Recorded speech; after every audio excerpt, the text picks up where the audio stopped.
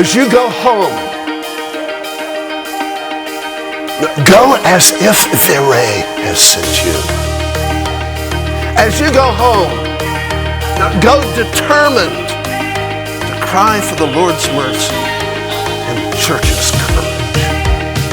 As you go home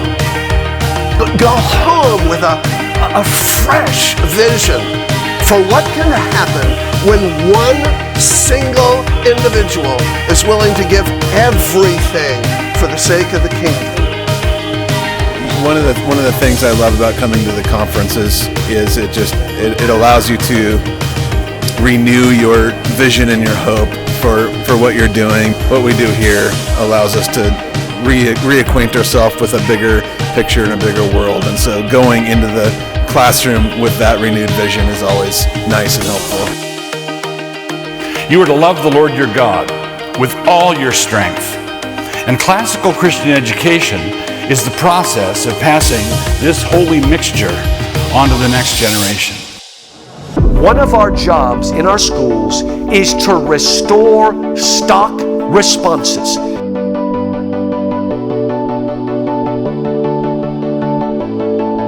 We have forgotten the way we should respond to masculinity or femininity, to beauty or ugly. How is the right way to respond to treachery or to this or to that? We've lost it. So we need to train not only our children's minds, but our children's chests. That means, how do we react to things?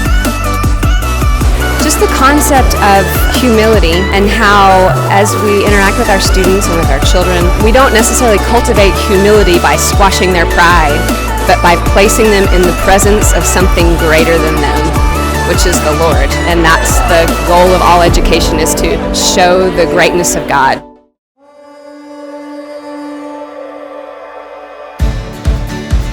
I love conferences like this because they're shaping, and like Douglas Wilson said, enlarging your heart in ways that not only are you understanding how education is directing yourself towards God, I want to know, if I do educate, what the ultimate goal is. Because if the goal is just to teach someone literature, all of that is dust and it's going to pass away. So conventions like this, where you're mixing with great minds, meeting people that you would have never got to meet otherwise, where they're teaching and passing on lessons that they've learned that ultimately point back to Christ. Resistance to not be conformed to this world. And reformation, but be transformed by the renewing of your mind, so that you may be able to prove what the will of God is.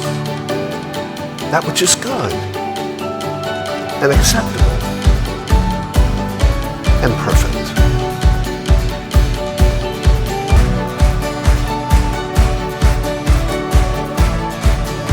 Go change the world.